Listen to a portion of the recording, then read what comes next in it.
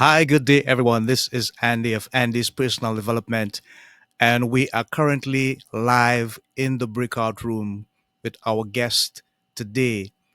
He's a gentleman that has been in the world of life philosophy, dealing with many facets and assets of how we can live a better and improve lifestyle if we just search in the right places for the inspiration and the transformation that is necessary to so do.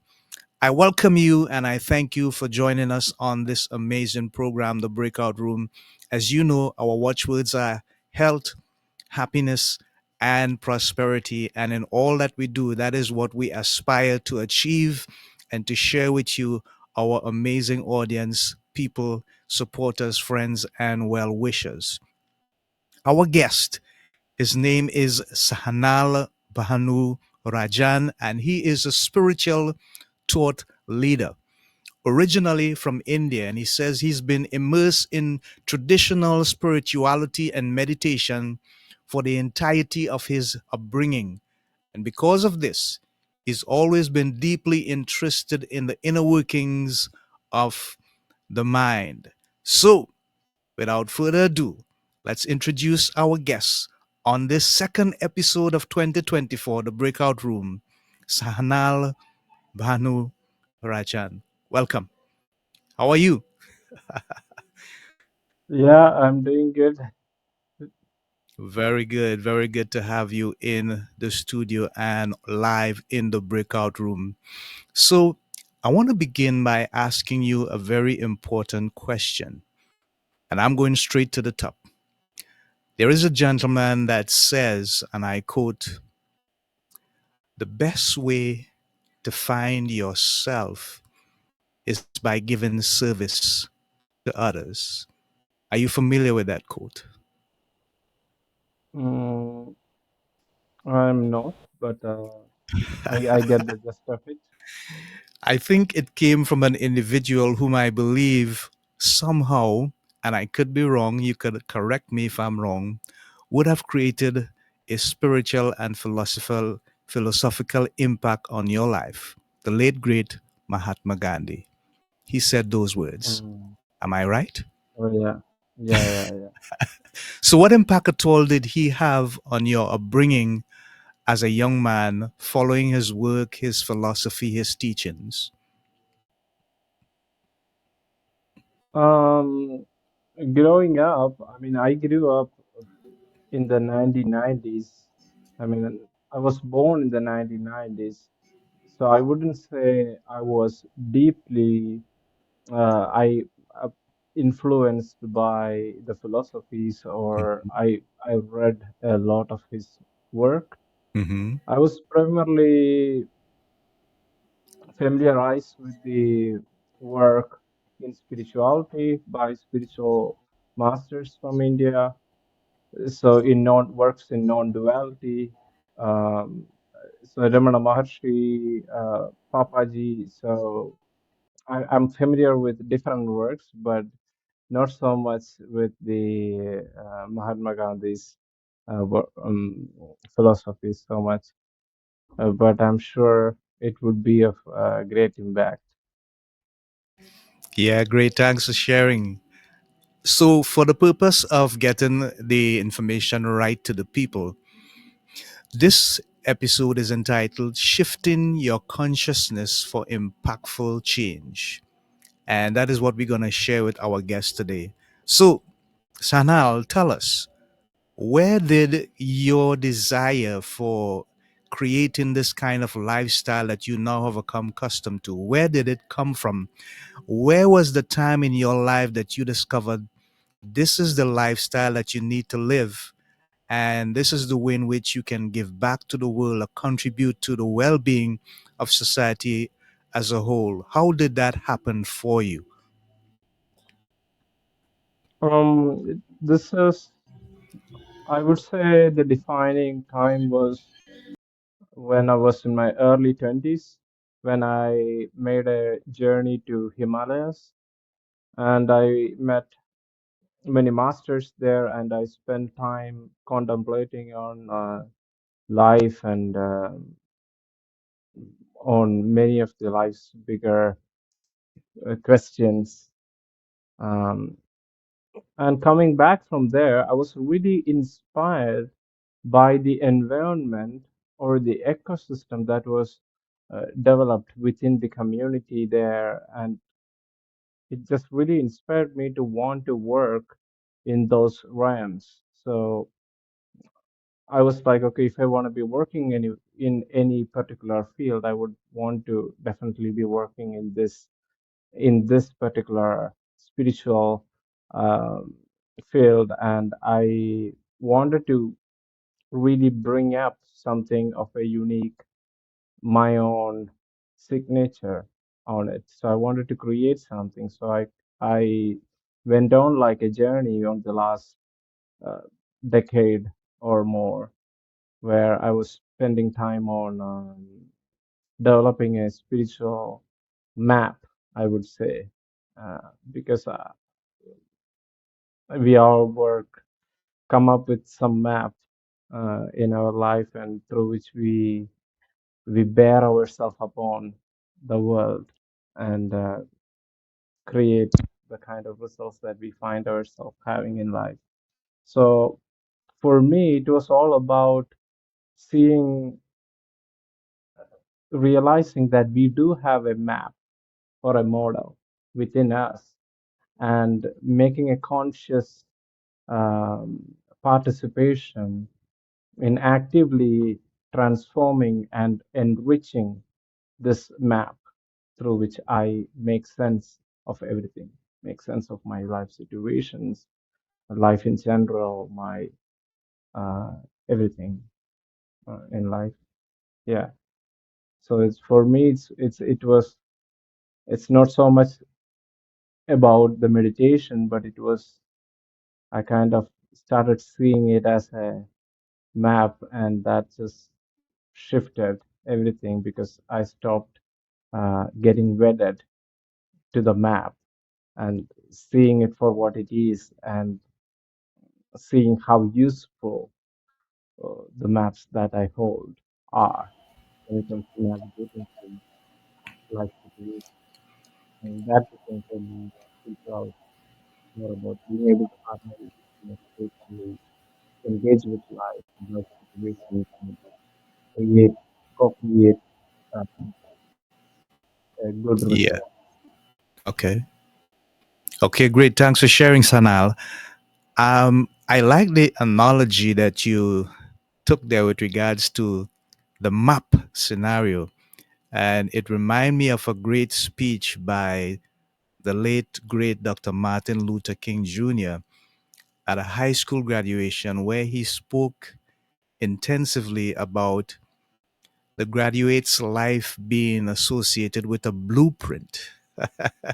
Mm. And he told them that there were three things they needed to do in order to get the blueprint of their life sorted out in such a way that they would become successful.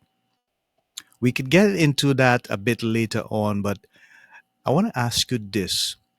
What kind of challenges from the ecosystems did you face when you decided in that moment that this is the direction in which you needed to go to?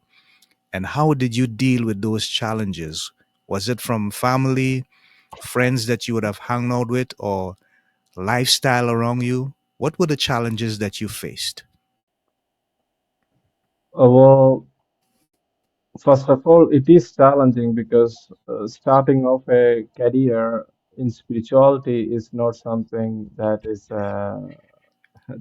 that's, I don't know, that is considered very, Normal? considered on a, yeah, on a nice light, I Right, guess, you know. right. Yeah, especially from the cultural setup I was coming from. It was Hmm. just a shock also. And then on top of that, I was uh, it's also about the fact of creating something, and Yeah. that doesn't always sit well in many circles because there's already established existing systems in Hmm. place, Hmm. and why is there need for a new system Right. to be created for it, right? So, and also there was times when you don't really see the whole picture. You know, you cannot see that because it's just like a, you just have to trust that the dots will connect uh, Yes.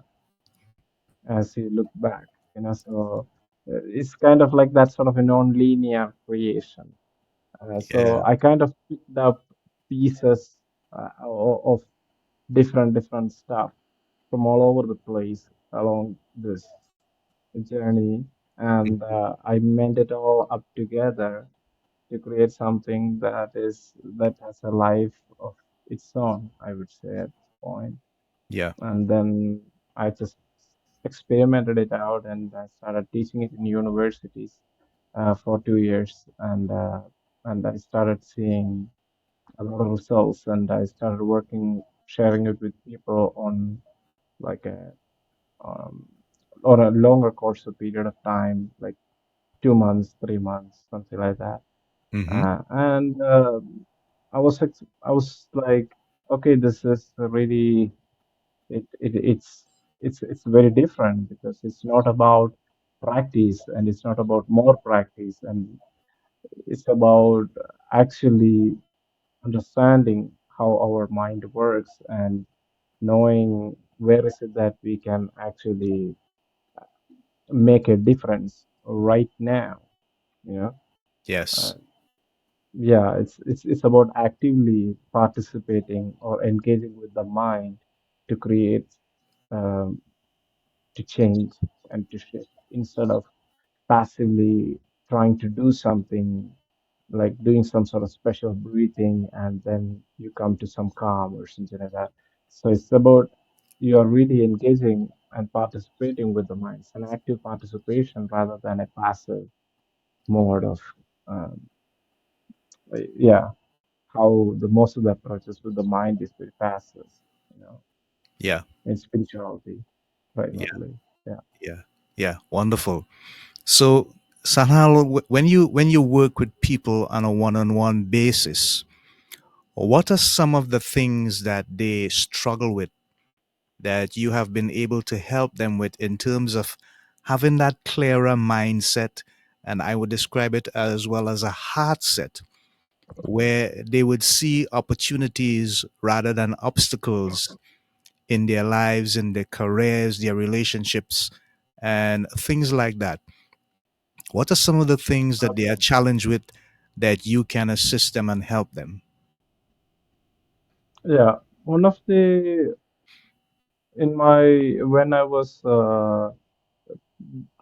doing this teaching this modality, this methodology with one of my um, clients who I was working with, she was dealing with a lot of pain, like a Mm, lot of physical pain. So she yeah, had rheumatoid arthritis, and she was diagnosed with it, at a very early stage in yeah, her teenage years, and she was struggling with it for over the course of like 2 decades, close to, yeah, by the time I met her. So she was depressed for quite some time, a few years, and so she was doing meditation and all these things, you know. So it's not like there was no attempt to bring about transformation.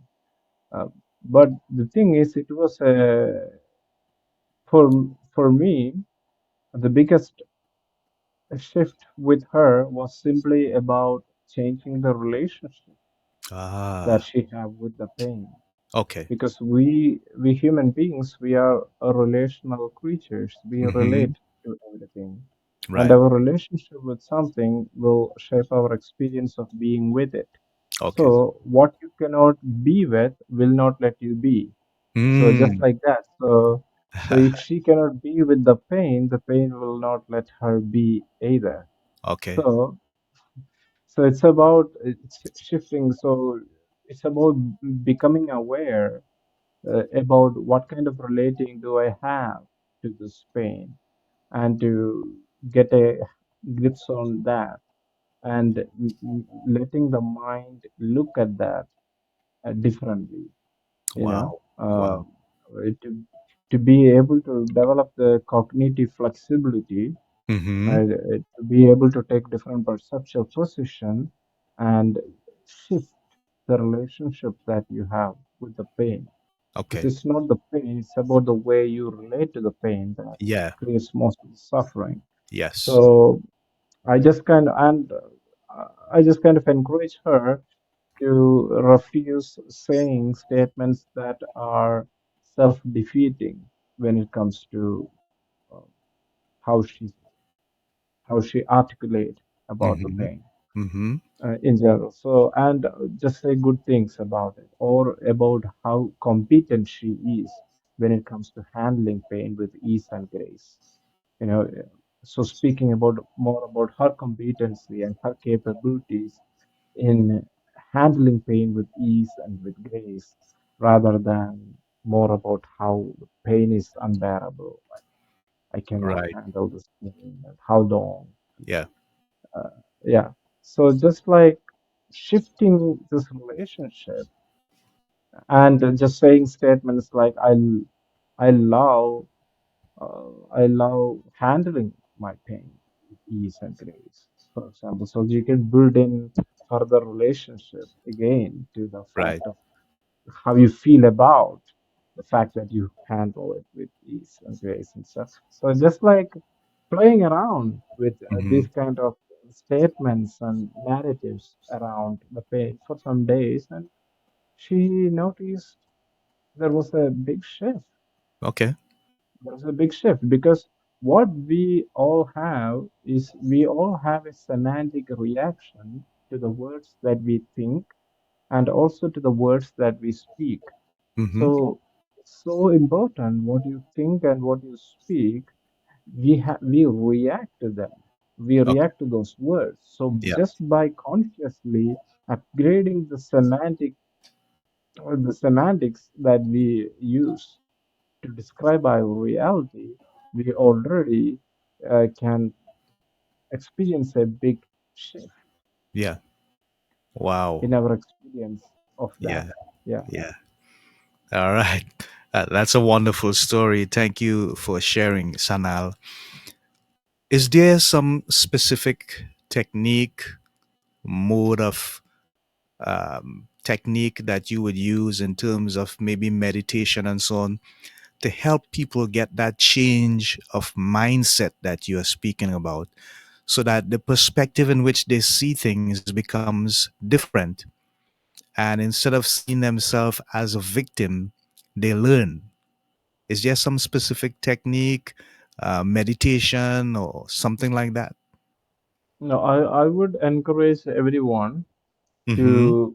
to pay attention to their speech, Mm. especially in their interpersonal relatings, like with Okay. others. Yes. So when they describe their, because we are storytellers, that's all we can do. So when we see someone, whatever we say essentially becomes a story. Right. So the stories that we are telling to others about ourselves, it matters a lot. So paying attention to the stories that we are telling and noticing the ones that are self-defeating in nature, you know, that Yes. are, or the stories where you describe yourself as a victim in it Mm. or as powerless in it, you Yeah. know. Yeah. So just paying attention to the stories and not stopping it, but just letting it flow and just actually taking note of it. And maybe when you are by yourself, just in front of the mirror, try on that story by yourself in front of the mirror. Say it out loud and see how you feel in your Okay. body as you Okay. say that story. Right. And actually taking that story and really looking at it because you know the actual situation and because the story is not the actual situation that Okay. unfolded. It's just Okay. a rendering of it, one Mm. way of rendering it. Yes. So now you are going to render that, make a different rendering out of that same situation instead of allying with your weakness inside that story, you're going to ally with your strengths that allowed you to handle that situation. Yeah. Because if there is one thing that we all have in common is that we have all handled it, whatever challenges or whatever through uh, life through to us, we have all handled it. Otherwise, we wouldn't be here right now. So it's Mm. about how good you have handled it, or you probably can have some sort of an opinion regarding, oh yeah, I could have handled it better or something like that. But regardless, the fact remains that you have handled it. So you can look into that fact. How did I handle it? What were the things that I brought into the table that allowed me to handle? However, I have handled it, Okay. right? And where did I learn those things? So that's how you ally with your strengths. So what usually people do when they feel as a victim is when they are allying with the weakness, you know, or maybe, for example, they are focusing on the on the defeats, on the Mm. fact that, oh, look at me, I failed at that again. Or they can ally with the strengths, like the fact that I showed up again. Yes. Even after all failures, I still showed up again. That takes courage, right? So you can ally with those strengths. So even from defeats, you can always pull out victories. Yes. Yes. Yes. That's the kind of attitude that you carry in life. Right. Right. I would describe it as rising like a phoenix out of the ashes. Thank you so much for sharing, Sanal. I want to play something for you now, and I want you to tell us where it is coming from. I think you have mostly covered all that we would like to look at from the perspective of this particular video, but I'm going to play it Mm. anyhow to kind of emphasize what you were just saying. Let's see. How you see is never how it is. Why do I say that?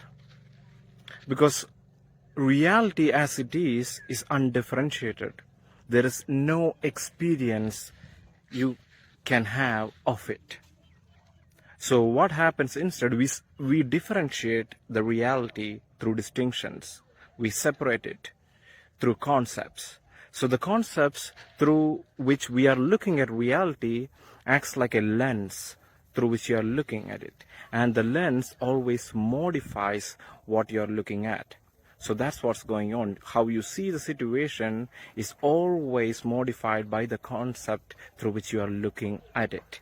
So your experience has everything to do with how you see rather than how it is.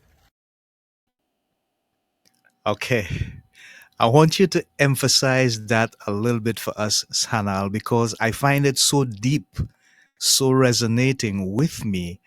And I believe that tremendous value lies within that kind of philosophy for people, especially considering the challenges we are facing in the world today. Yeah, so that is one of my favorite um, topic actually. It's Right? about perception and the truth. It Yes. is something that I took from general semantics. Mm-hmm.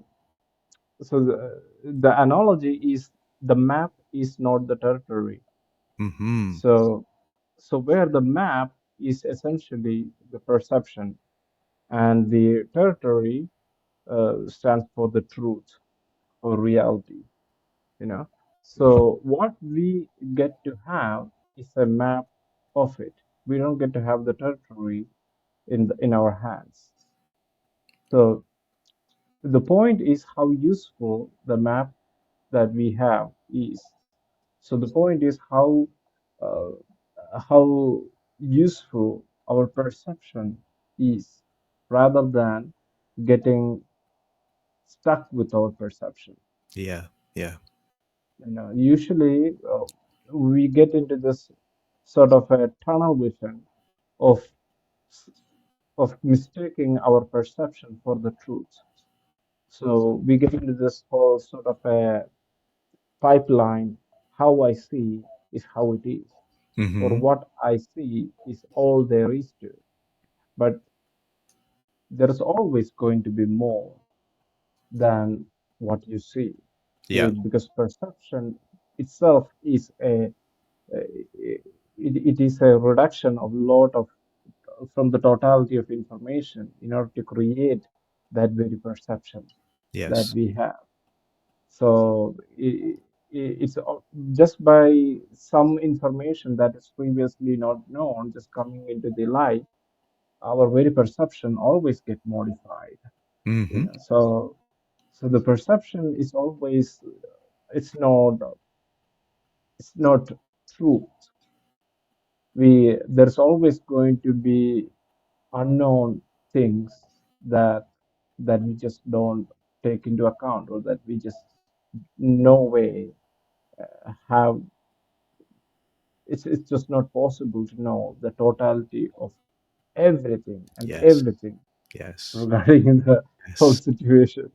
And maybe just some information comes out and our whole attitude towards a person just totally shifts just in a moments, passing. We one piece of information from their past comes to light and everything changes. And so we are very familiar with it. So it's just like, and at this time, it's so relevant, it's so important for us to recognize that how we see is never how it is.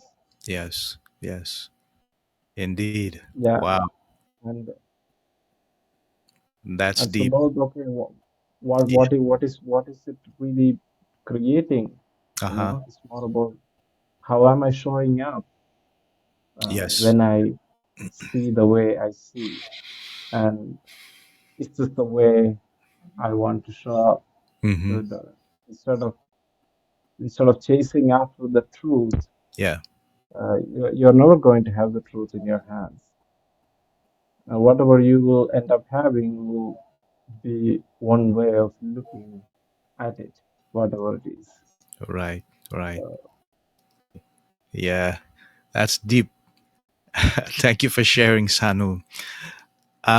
You said that you found that most of the existing schools of thought are outdated and time consuming for people to truly pursue and get results. What exactly are you alluding to? How did you come to that conclusion? okay, so most of the spiritual paths puts a Mm-hmm. lot of emphasis on truth, Yeah. on the truth, Yeah. and so and truth is a very, for me, it's about escaping Mm. the the escaping the truth path. Okay. Because time where the very experience that we find ourselves in, if you really look deep within, there is something that we believe to be the truth Mm-hmm. about ourselves and about the moment, about the world in that very particular moment. That's Okay. how we have an experience, you know. So if we get stuck with the truth, if you really believe there is a particular truth out there, and then now you don't have any flexibility with it, you know. You don't have any flexibility. And if it is about relating to the truth, that's a very flexible thing, because you can relate to the truth in a variety of different ways, Yes. Yes. probably possibly infinitely different ways you can Mm-hmm. relate to the truth, Mm-hmm. so if it's about relating and how useful the relating is, now that's a very interesting direction. Looking at the utility of the way I relate to the truth. Okay. You know, Great. Yes. so, Yes. so I am. Otherwise, we can always look for chase after the truth, but that is a time-consuming thing. And how do we really know? That is the absolute 100%, the totality of the whole truth. Yes. It's Exactly. Exactly. Wow. So this way you can start. Mm-hmm. You don't have to go out. You don't have to find the truth of anything. You know, it's all about relating, and you Right. can look at how useful it is my relating. Am I able to show up at my best Yeah. the way I'm relating? You know, that Right. that becomes the essential questions rather than, oh, do I have the whole truth in my hands or something like that. Okay. Yeah. Great. Wonderful. Are you Yeah, we in? have the whole statement, truth shall set you free. But not really. Yes, indeed. Indeed. Indeed. Um, are you doing any publications with regards to the work that you're doing? Right now, I actually have the website Mm-hmm. where my methodology and the people who I have worked with, their opinions and more about the spiritual logic, um, this framework can be read about. So my website is spirituallogic.com. I'm just gonna help you a little bit there by showing it on the Yeah, yeah. screen. Yeah, And spirituallogic.com, and that's my handle in Facebook, in Instagram, in YouTube, yeah, also Wisdom with Sanal. And okay. also all the people who are watching the podcast right now, I have a gift for all of them. Uh, the website is podcastgiftnow.com. Mm-hmm. So so they can go in and they can put in their email and they have access to almost 9 hours of professionally recorded footage of me Mm-hmm. speaking about this methodology on different uh, topics of it. Okay. Wonderful. Wonderful. So the yeah podcastgiftnow.com. Okay. Okay, great. So I want to play another video for you, and it has a lot to do with connections. So yeah. Personal connections in our life. There are ways in which we upset ourselves, making a lot of inferences versus information. Yeah. So in a social interaction, what people do is a cascade of inferences. They read into the situation. People unconsciously believe that they are mind readers. The problem is that when you make this kind of cascade of inferences, you end up going into a victim psychology and making things very very personal. So what you can instead do is stay in the level of information and curiosity, meaning if someone makes a certain expression, instead of reading into it, simply like, they made that kind of an expression, I wonder what it means, and really be curious about it. Yeah, well, I am very, very curious because you you truly define the great difference between inference and information. So how do we focus on the latter rather than the former, which could carry us down a rabbit hole, so to speak, and we miss the whole point of the communication or interconnection that we are supposed to have with anyone? Yeah. So making inferences, making a chain of inferences, it usually happens outside of consciousness and happens really, really fast. You know, that cascade of inferences, it happens outside of consciousness pretty fast. And we usually kind of end up being on the receiver's end of the reaction. So we kind of feel the reaction more than the inferences or the chains of inferences Yeah. being aware of or something, you know. So yeah. So to avoid that is to really that's more like an attitude that you cultivate within you, being able to stay on the level of information, like not reading into it, remembering that you are not a mind reader. You know that because Yes. usually Yes. it just occurs to us that we so what I teach to my students for this, there's a sensory based exercise that you can do to kind of retrain the retrain the brain and to kind of make that distinction of assumptions versus facts, you know. So what you can do is you can sit in a room and just look around and see what really captures your attention, and let your attention rest on that thing, and just make an assumption after you notice the surface of that, wherever your gaze is falling, and make an assessment on whether it's a rough or soft or smooth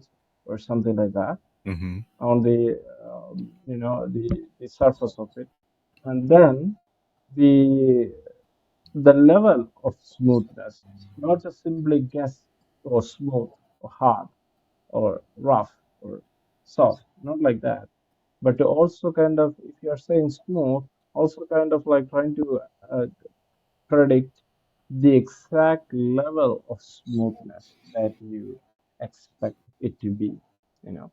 And then after that, just go and actually touch that surface, and see, make a assessment on based on your prediction and the fact of it.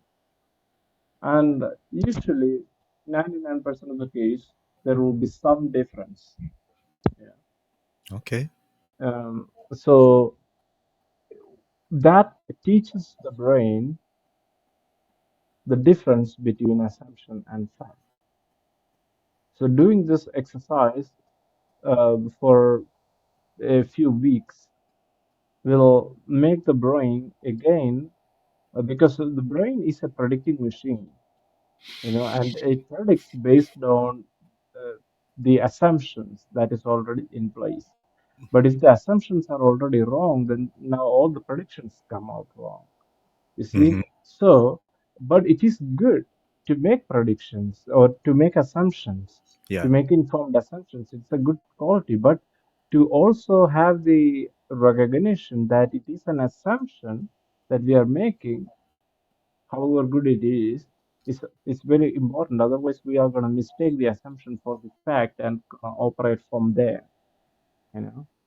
So we take the assumption for the fact, and now we respond as if like the assumption is the fact. You know. Yeah. Yeah. So that happens in social interactions a lot, and we react to things that we are just simply assuming most of the time, and the assumptions lead to a chain of personalizing and victimhood, probably, making things really, really personal happens. Right.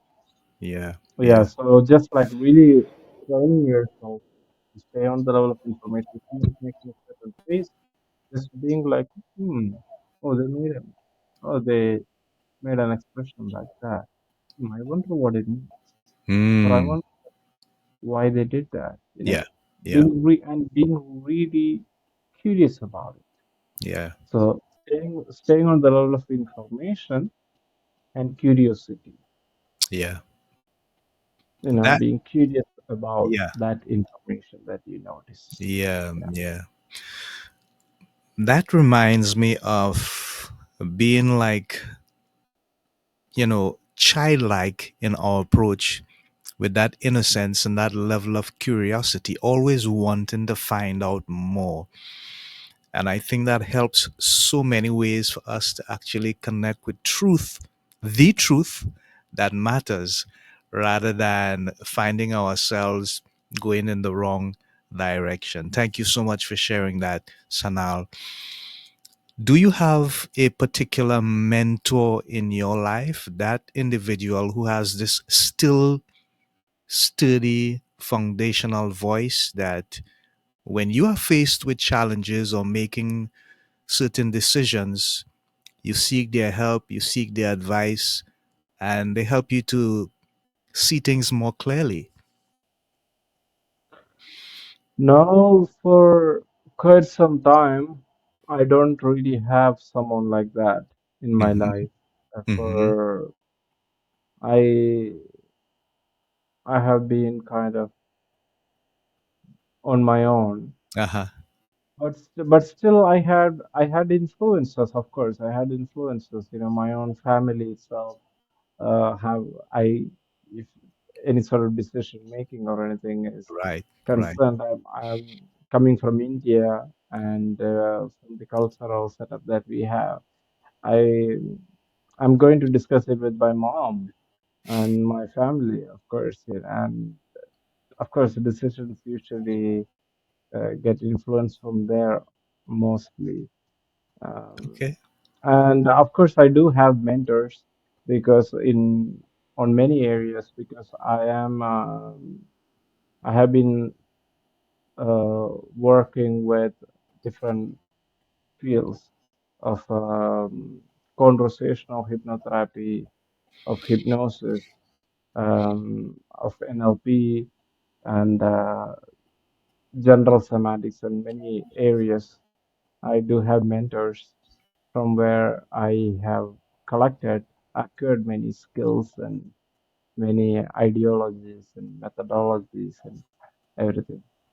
And I think all of the learnings, it just develops that richness in the map, and that kind of acts as the guide. So what essentially the map is it just the the richness that we build onto the map. It essentially uh, informs your intuition. So your intuition becomes better the better the map becomes, you Okay. know. Yes. So you Yes. do have some sort of intelligence, working through you. Okay. Yeah. Yeah, great, great. Wonderful, wonderful. So, are you currently mentoring anyone at this time? Do you see anyone who you think has that potential to do some of what you are doing currently and making a difference in the world? And you have taken them under your wings because you see the future shaping up through them, and maybe they can carry on with what you have started. Yeah, I do have some people that I do see as people who are really drawn to these ideas that I'm sharing with them, Yes. and would really like to share it with the world also. So Yes. I do see, because of course, this is an ongoing process, and I'm just one person, and Hmm.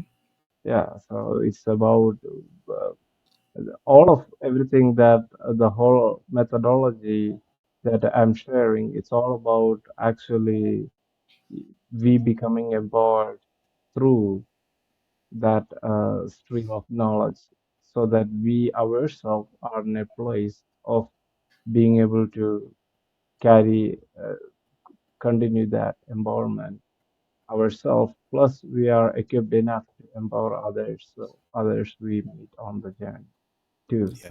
Yeah. Yeah. Okay, great. So we have just about maybe 30 seconds or so before we end this episode, and it has been quite engaging and informative. But we just want to give Sanal again the opportunity to share his contact information and let people know what they can get when they make contact with you. One more time, tell them again. What basically what I do is just I help people to harmoniously and gracefully engage with their life situations, and build the kind of capabilities that is needed for essentially doing that, and create the kind of results that they want to create in their life. Thank you. Yeah, wonderful. Wonderful. Great. Thank you for sharing and thank you for being an amazing guest on this second episode of 2024, Breaking Out of Depression. So, folks, we have had Sanul Bhanu Rajan with us live in the breakout room, sharing his philosophy, his life story, and so many wonderful and amazing things that he's looking to do to help people become much more focused, heart set, and transform the way that they think, get rid of all the anomalies, and become more attuned to the reality of truth in their relationships, in their professions, in their lives, as the case might be. As we end this broadcast, we want to remind you again of the three watchwords: health, happiness, and prosperity. Until next time, this is Andy together with my guest, Sanal, saying so long, Godspeed, God bless, Shalom, Namaste. Bye for now.